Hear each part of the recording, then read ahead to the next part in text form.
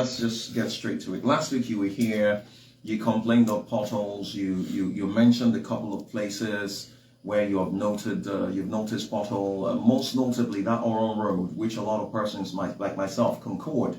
But I've driven around that place and I saw that Oron Road has been fixed. Is it the same with other potholes that you mentioned?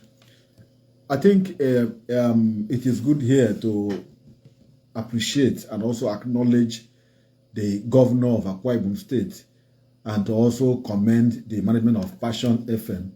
It means that whatever you do here, the government is listening and the government is acting. Like we said, I have said over time that the governor is like a one who is dancing and then he doesn't see his back. So those who are spectators are the ones watching and they can tell him, sir, this is how you dance, this is how you should amend, this is how you should do. And so what some of us are doing here, for me, is not a waste of time. Putting my fuel, driving down here and for going other activities, it pays off when I see the government responding. I was here to talk about potholes, and particularly you also brought up the issue of the Rodoma traffic light pothole, that the one that links to the road that links to the Asongoma, almost like a junction there. You brought it up, and I said yes, and I re-echoed that there is need for that pothole because that pothole is almost like causing a little itches. Once the light breaks down, so many cars will be stuck at that point. And we talked about it with emphasis. Lo and behold, the next morning on Thursday, I was just driving through and I saw that the Ministry of Works, because immediately I saw a team, put the red ribbon and put men at work. I had to, stop over to interact with them to ask from which agency, whether from the Federal Ministry of Works, whether from the State Ministry of Works, whether from the Akwa Ibom, and the workers told me that they are from the State Ministry of Works. And literally the Ministry of Works is directly opposite the road. That is in the annex. You have the annex just by the road there. So that the Ministry of Works is the one doing the potholes. And I was happy first that we spoke on Wednesday and on Thursday it has been fixed. I haven't commended them. The truth is it the duty of the Ministry of Works to intervene on potholes, repairs, or road maintenance? That's another question I would like to also raise. Fine and good, the question of who has done it is immaterial. But the truth is that who should ideally address these issues? Because not just addressing one, but the other ones, like we mentioned here. Now you have done the one at the road traffic point by Asongoma. Now you go down the same Daudama, you have a pothole just by the side of it where you have the U-turn turning from the annex. You have a U-turn immediately after INEC turning back going towards you have a pothole that is eating into the road. Now the same you drive down immediately after House of Assembly as you are going down immediately after House of Assembly you have another pothole by the side. It's also eating into the road. Now you move from there. You enter Okanafort Street. You enter Mwangiba. You enter this places you're mentioning. Have you been there lately? Ike, you see, I don't speak from the blues. The good thing about my own kind of advocacy is because I live on the street. So when I speak, I mention the spot where if you go now, you will see. That's why when I mention, I try to describe for the sake of listeners. So anyone driving through can just go and check. And they can even call and say it is not true. That's why I'm mentioning the spot where they are. You can afford, as you are driving, maybe you enter from the Banfi station, enter Okanafort, you drive through before you get there is a federal government college there. That all of that stretch, refuse is also coming up hip at that point, is gone. You have where they dump, where they used to have this condemned scraps. Is also along that area. You know that stretch of Okanafort is gone. Before you now get to Silas Udo, which is off the Okanafort, you drive again down before you get to Patako Street. You have a very big dish at Okanafort open. So vehicles now do a detour, passing through the road behind, enter through Nepal line, and then go back to link up through Patako Street to link up with Okanafort. Then you move from there, you enter Nkemba, pass through Uroweme, enter Nkemba. You have potholes also. You leave from there, you enter Michael Abraham. This is off in Kemba Street. You have potholes. You leave from there now, you move to, you go to Ipa Road. After the main gate, drive down where you have the footbridge. The whole of that stretch is gone. Then you have the annex, the main gate. Then the second gate is gone. Then you leave from there, you enter Itu Road that takes you to Calabar Itu Highway. The whole of that road is gone. You enter Udoite Street, it's also gone. Then you enter Mwangeba, you drive. As soon as you pass through where they call Lucky Filling Station, you have a pothole. Where you are going, I think you are going to your sister station. You have potholes coming up along Mwangeba. Then you leave from there, you enter Ekure Sukara, Ekaman Sukara. All these adjoining streets are gone. Then you come back to the airport road that is now been named after the former governor. It's now called Uru Emmanuel Boulevard. You are now having pothole coming up on the middle of the road. I said this last time. It is high time to arrest it before it become expanded. Pothole is also, emerging. Now the whole of the airport road, all the approach are those roads that links to the communities that are, emptying into the airport road. All those approaches are abandoned. All the approaches, I cannot name them. There are so many. As you are building a highway, you have villages that have link road that empty into the road. Those are called approaches. They are all abandoned. All the airport from the beginning of where you have the runabout down to where the airport road project stopped. The approaches are abandoned. Now you leave that one again. You come back to the Rosenkanga, avenue where you still on the ring road 2. Okay, 3 now.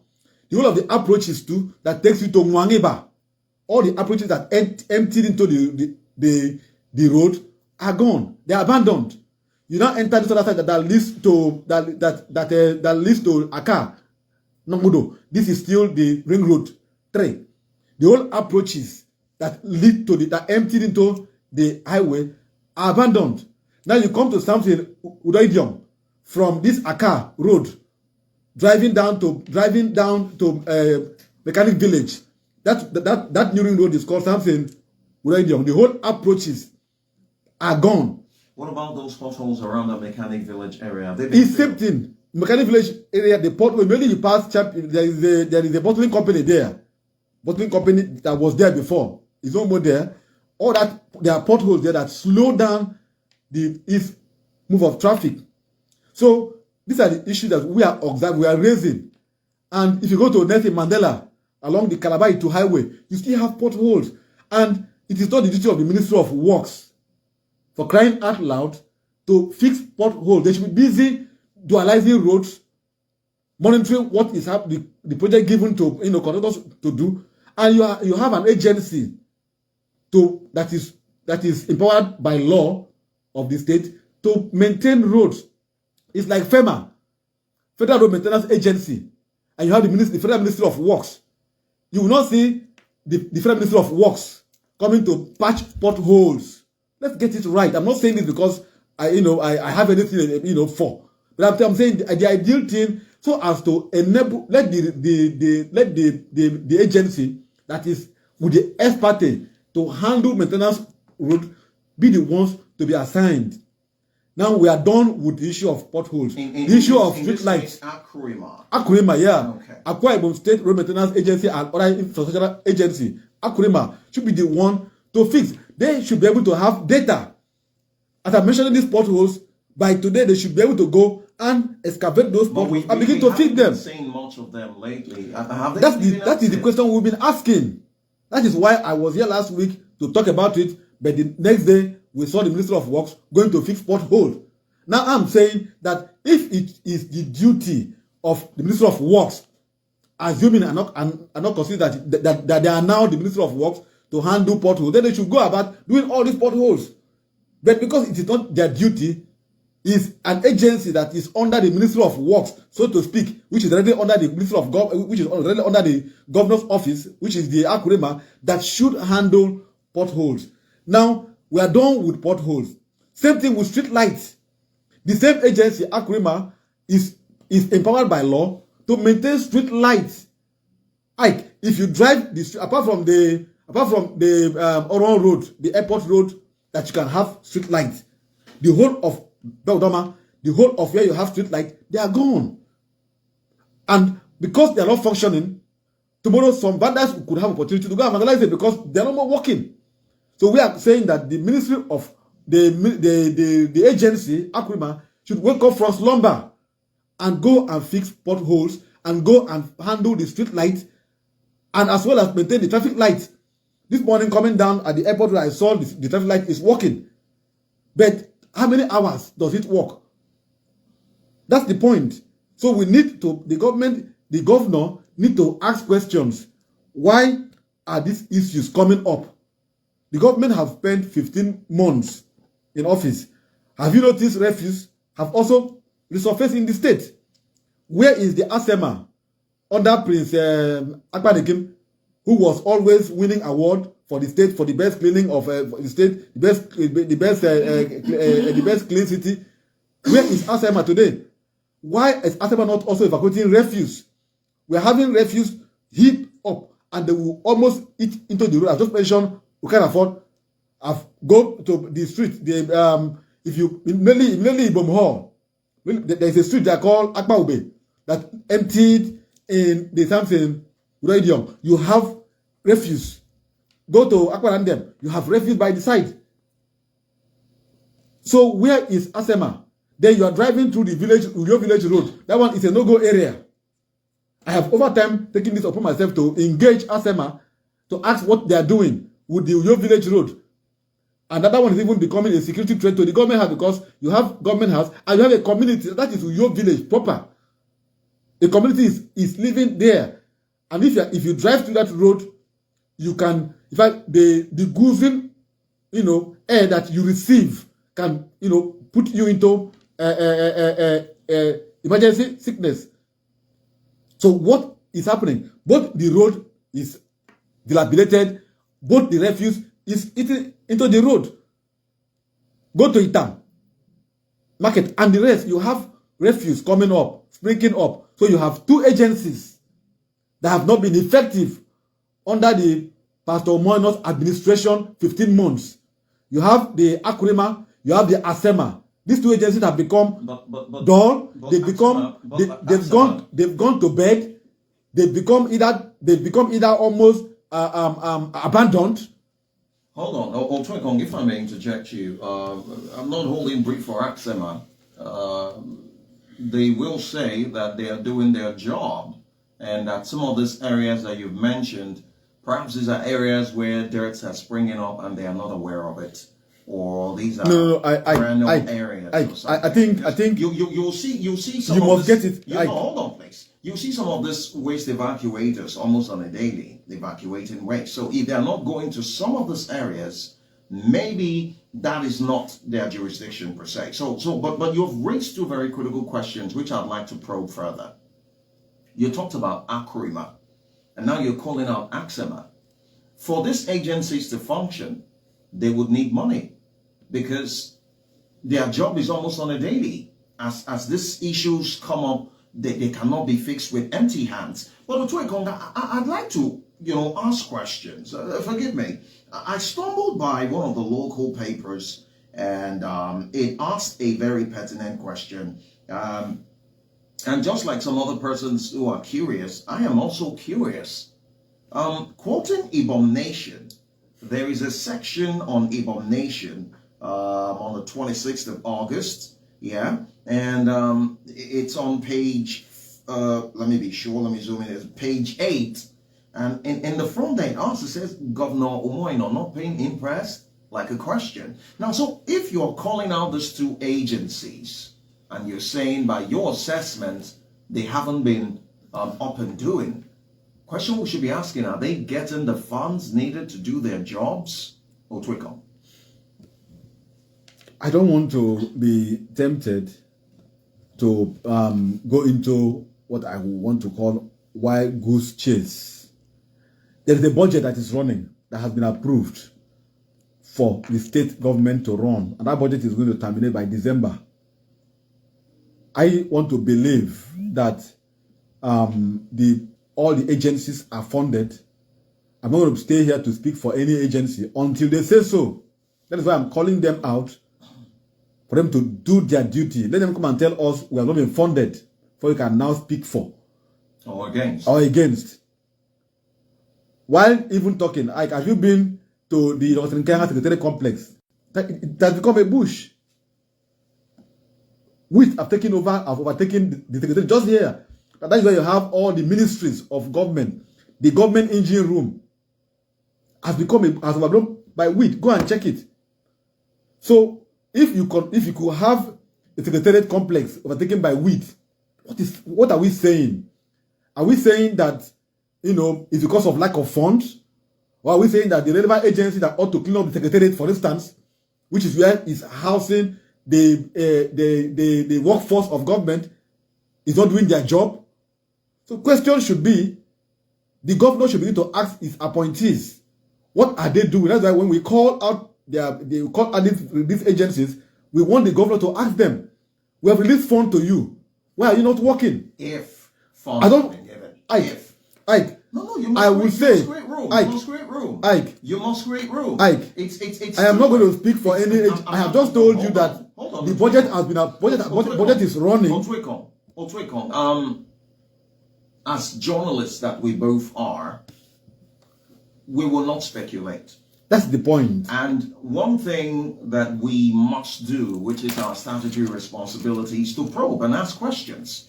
Now, if these agencies you've called out, as well as some other parastatals that are supposed to be up and doing, are not up and doing and doing what they're supposed to do, now I am not privy to their operations with regards to funding. Question is, why are you not doing your job as you've said? Now, if you are not doing your job because of funding, then we should ask, why are you not funded? Okay, now you see, that is why I said I don't want to stay here to speculate. The buck stops on the governor's table. And there is a budget for 2024 that was assented to by the governor. Every agency, every ministry, MDAs were captured and are captured in the budget that is still running. It is now left for the agency to say, the budget that was meant for my agency has not been released. That's the point I want to make here. Because if I say, I have to say, if, there's no if. Budget is running. It has been passed, every agency, every ministry have their allocations. It is now left for the agency to tell the governor, if the governor asks him, why are you not working? To say, the budget for my ministry has not been released.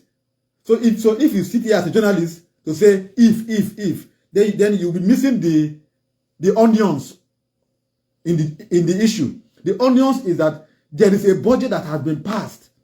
I can if you give me that, I can go bring out the budget to tell you what each agency has been allocated for this year. Is it not also possible? So it is now left for the agency to say, I've not been getting my funds. Otwekong, you and I are in this country, and we cannot play the ostrich here. We have heard of running budgets with ministries starved of funds. Otwekong, you cannot say you're not aware. When we have heard. No, this is not speculation. Otwekong. Okay. Without being specific here. Even on the federal level, we have heard of running budgets with ministries, parastatals, and agencies saying they don't have budgets. They don't receive funds. You have just nailed the issue. With the ministry saying they have not been funded, you are quoting the ministry now. You are quoting the ministry. You are bringing your word from the ministry's mouth that these ministries at the federal level are saying they have not been funded or their funds have not been fully released. You are quoting the ministry. But now, domesticate your discussion in Akwa Ibom context. Has any agency come to say that they've not been funded? Otwekong. That's the point. Otwekong. If you want, let me help them. Let me even help. Let me even help you. With any agency, now let me help. Any ministry or parastatal, will any of them, in all fairness, I challenge them, even when they are not funded, will any of them come out to tell you they've not been funded? You want them to lose their job? No, they won't lose their job. Oh, come see, on, no, Ike, let's not do this. Let's not do no, this. Ike, Let's not do this. Let's not do this. Ike, let me help you. Let me help you. It is possible. Let me help you. Let me just help you. Let me play the devil's advocate. Now, you recall we had issues with local government running in the states, and I came here to reel out hundreds of millions that were accruing to local government in the states from March last year to December to February to March this year, and we had to even write as a body, as CRAN wrote to the House of Assembly Speaker, asking the Speaker to activate the powers of the oversight function of the House of Assembly Committee to know what is happening at the local government level, because grass had overtaken the councils, chairmen were not living there, nothing was happening there. You recall that the governor sent a proposal to extend the tenure of the current, TC chairman. The assembly now had to acted on our letter and activated their powers to oversight the local government councils. And they went around to check, to now match the funds that are coming to the councils to what they are doing with the funds. What am I simply saying here? The assembly has the powers to oversight all these agencies. You have all these agencies have their committees in the House of Assembly that they report to, that is oversighting them. So what I would have thought should have been the ideal thing should have been the House of Assembly Committee on Works, for instance, going to check why we have potholes. Get my gist now. Because like you have rightly mentioned, there is no appointee of the governor that will come here and indict the governor for all the receiving funds to them. But when the assembly move in to oversight the ministries and agencies, they will now question them. Let us see your books. How much have you received? Why are you having potholes? It becomes easy for the agency to give account of what they are doing with the funds, if at all they have received any. So it is the duty of the House of Assembly to do what I'm even doing, to do what we are doing, to call out, in fact, invite the agencies without even going around. Let them invite the agencies to come and give detailed report of what they are doing. I have never seen, since this assembly came on board, they've not had the balls to summon any agency of the government to come and give detail of what they are doing. And I am now calling out the House of Assembly Speaker and the Assembly. Tomorrow we have a public hearing. They should go beyond public hearing and passing of bills, passing of motions, passing of a government request to begin to go to the street to check what is happening. Let me give you a typical example. 2 or 3 weeks ago, we had a gas line leakage. Let me use that language to be very mild. Gas line leakage in Ikorukbong. I'm coming now. In Ikorukbong village in Okanafon. The gas line is said to have been owned by Savannah Energy. Now, the community petitioned us that the company have become is playing with their is not coming to fix the gas line, and then we immediately, CRAN, engaged the relevant agency of the House of Assembly Committee. We spoke with the House Committee Chairman on Oil and Gas, Honorable Udobia. We spoke with the House Committee on Environment, Honorable Basi. We spoke to the House Committee, to the member representing the area. And then we spoke with the stakeholders. Then the trio of the member representing the area, Mr. Udom, the committee chairman on oil and gas, Mr. Udobia Udom, Honorable Udobia Udom, the House Committee chairman on environment, Mr. Honorable Basi, and we in CRAN were in company of this team. We went to the site It was even raining. We went there. We informed the DSS, we informed the police, and the NSC. They were on ground. We were also there. Good. Advocate Broadcasting Good. Network, the radio, the Good. television, we were there. Good. Now we went, and then we first of all paid a visit. Met with the chairman of the local government council, who now took us to the site, and then we saw what was happening there. And immediately the company was on ground. They fixed the pipe, and it has been addressed. So many questions came up. We raised so many issues. Issue of the PIA, issue of compensation, issue of the health of the community, and the rest. Now I'm giving you how rapid the ministry can, the assembly can work, and with the CFOs too. So what are we doing? What we are doing here is a similar thing. These ministries and parastatals have their committees in the House of Assembly. Committee on Works is there. They should be able to call the relevant agency of government to ask what they are doing with the roads, with the street lights, with potholes, with refuse in the state. I don't want to say there's no fund, there's no fund. Those are just side talk, which I don't want to believe, because budget is still running. The budget of the state is still running, that will terminate by December. That's the point I want to make. Well, you make a valid point, and we are probing recent developments in the state.